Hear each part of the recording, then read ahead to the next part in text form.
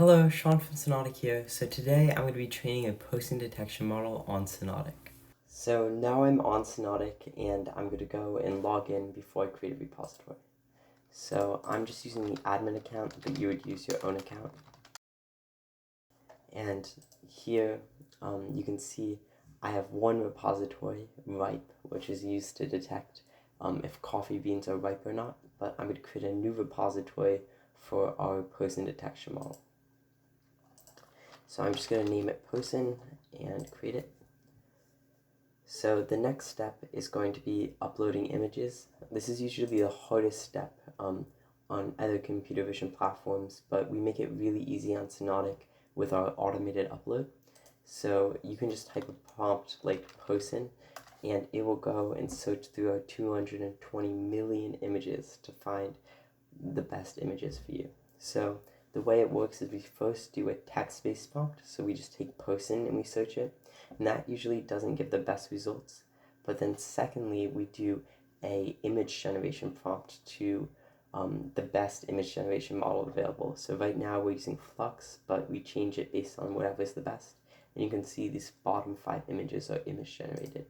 So these 4 look good. I don't want people with masks in my data set, but you can include that if you want. So we take those 4 images and we do a reverse image search on our database to find thousands more. Okay, and in just a few seconds we have a ton of images to use, and the default here is 1,000, but right now we only want 200 just to speed up the process. And in a matter of seconds it will finish uploading, and we'll be able to continue and auto-label our data set. And in just a few seconds our images are uploaded. So the next step is to auto-label our images. So I'm going to select all 200 to auto-label, but you could select only ones that don't have labels or specific images if you would like.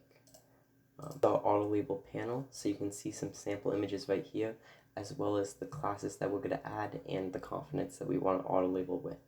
So we're going to add a person class here, and it will run our auto-label model on the images. So as you can see, it detected the people, even these tiny people back here, in most of the images, but it didn't detect this woman. So we're just going to lower our confidence slightly in hopes that it will detect this woman.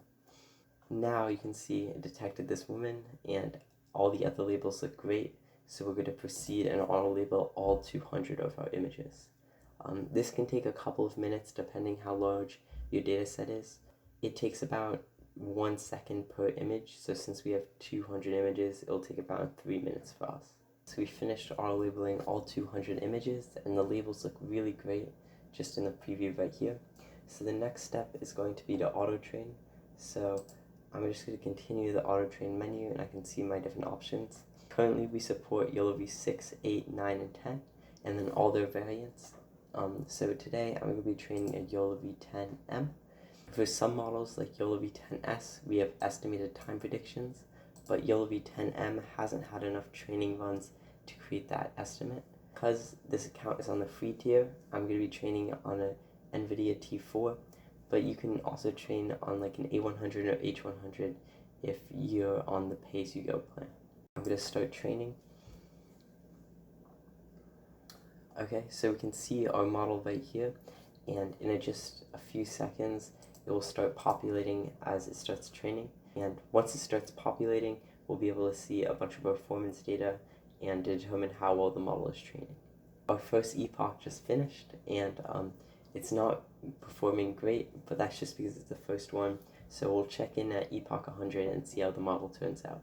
We're back. The model just finished training and we got pretty good performance at the end, so now we can use inference on Synodic to test it. So since this is a person detection model, I'm just using my own body, but you can see it's really great.